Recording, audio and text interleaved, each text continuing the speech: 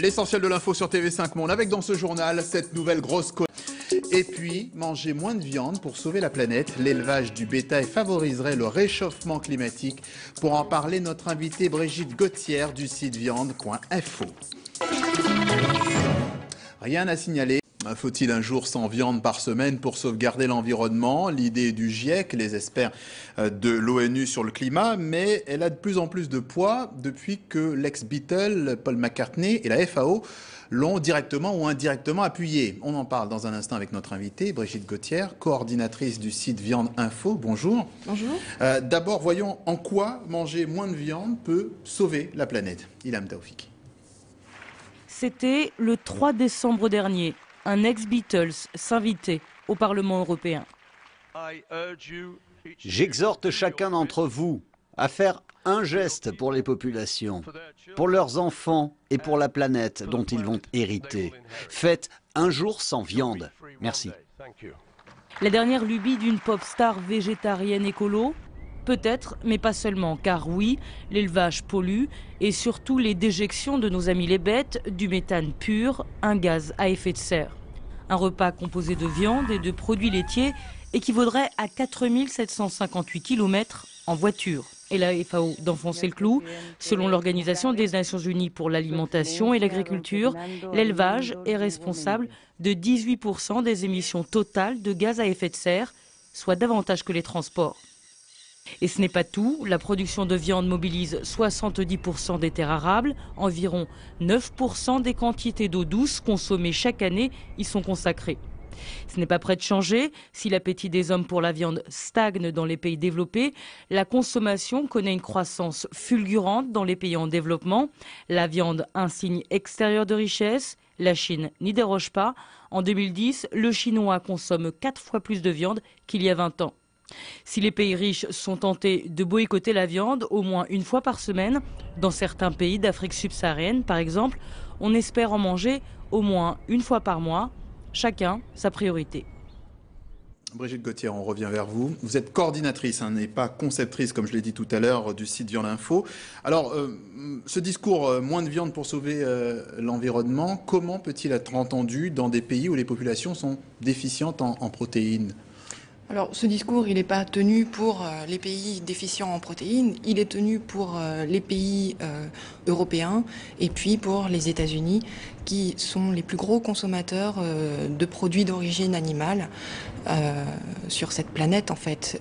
Si tout le monde consommait de la façon dont on consomme en France, si on consommait à la française, il faudrait 3 planètes Terre pour subvenir aux besoins de tout le monde. C'est pas possible, la Terre, c'est un ensemble fini. On n'a aujourd'hui pas les ressources pour nourrir tout le monde de la même façon.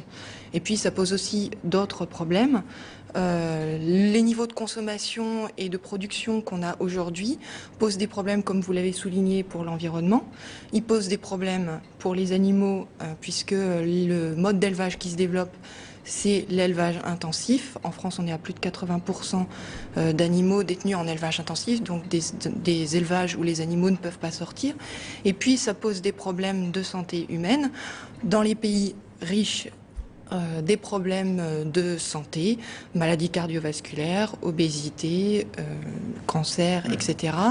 Et les ressources qu'on utilise qui viennent de l'extérieur, puisque j'ai dit qu'il fallait 3 fois la surface de la France aujourd'hui pour subvenir à nos besoins en produits d'origine animale, on va les chercher dans d'autres pays qui, eux, au lieu de développer du coup une agriculture vivrière, développent des produits pour l'exportation vers les pays riches. Alors pour vous, donc en fait, comment concrètement on peut mettre en place une telle mesure? Parce que c'est quand même très compliqué de regarder d'un côté des pays qui sont, eux, en voie de développement ou qui auraient besoin de viande, et puis d'autres qui n'en auraient pas. Est-ce qu'il faut éradiquer totalement la viande?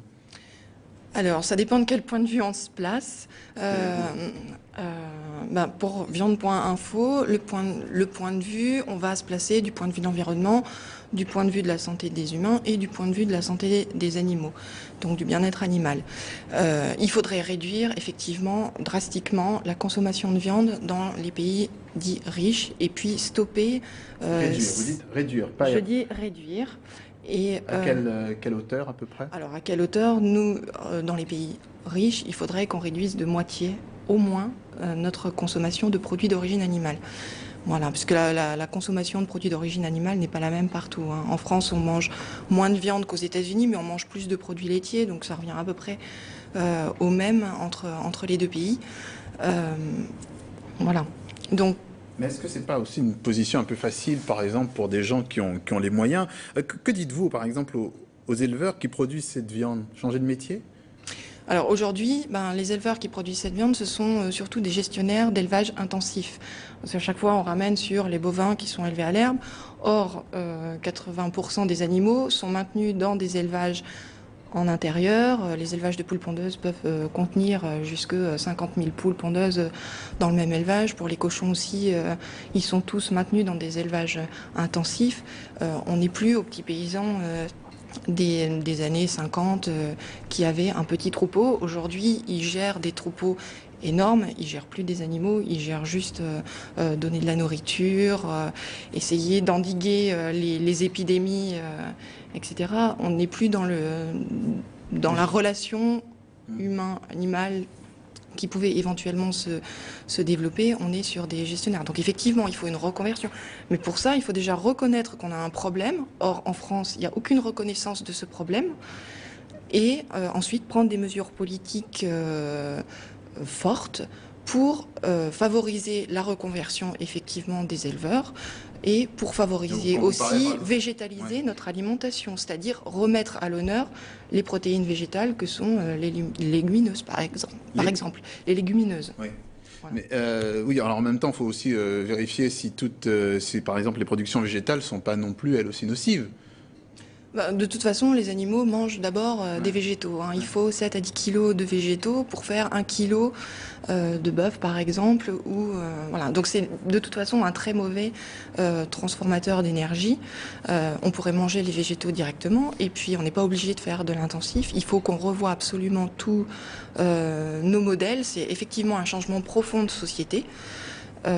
Qu'il faut faire. Donc, vous imaginez dire ça, par exemple, à un éleveur qui a fait justement de l'élevage pendant des décennies? Il y a des éleveurs qui sont tout à fait d'accord avec nous parce que justement, ils sont devenus des industriels et non plus des éleveurs. Est-ce que vous êtes végétarienne? Oui, moi, oui. Ouais. Est-ce que c'est pas aussi une position un peu facile à prendre quand on est végétarien? Parce que Paul McCartney, on a vu dans le sujet, est aussi végétarien. Est-ce que c'est pas une position un peu facile à prendre quand on est végétarien et difficile quand on ne l'est pas? Alors, j'ai pas toujours été végétarienne, donc je le suis devenue progressivement pour les animaux. Et puis, effectivement, on peut plus facilement peut-être faire le constat honnêtement des dégâts causés par la viande quand soi-même on ne mange pas de viande. Effectivement, ce qui n'empêche pas d'alerter l'opinion publique sur ces problèmes. De plus en plus de personnes y sont sensibles et ce qu'on voudrait surtout, c'est que les pouvoirs publics prennent à bras-le-corps, comme ils l'ont fait sur les transports par exemple, ce problème pour développer des alternatives, former les gens à faire autre chose qu'un plat de la viande au milieu de l'assiette avec quelques légumes décoratifs autour. Il faut qu'on se réapproprie notre assiette. Alors, vous préparez une journée sans viande prochainement, je crois que ce sera le 20 mars. Alors le 20 mars, il y a une journée sans viande qui va permettre de découvrir tout un tas de saveurs qu'on n'a pas l'habitude quand on mange de la viande. C'est un peu comme aller dans un autre pays, découvrir de nouvelles saveurs et effectivement sans produits d'origine animale. Voilà. Ça sera sur la France uniquement? Alors c'est sur la France entière, c'est lancé par c'est relayé, c'est mondial, c'est relayé par une association qui s'appelle International Campaigns. Et j'imagine qu'on ira sur votre site pour pouvoir savoir les endroits où y aller. Alors sur viande.info, ça peut être relayé effectivement, mais sur le site journée-sans-viande.info aussi. Merci Brigitte Gauthier d'avoir répondu à nos questions. Je rappelle que vous êtes la coordinatrice du site viande.info. Merci d'avoir répondu à nos questions. Ainsi s'achève cette édition. Merci, à bientôt.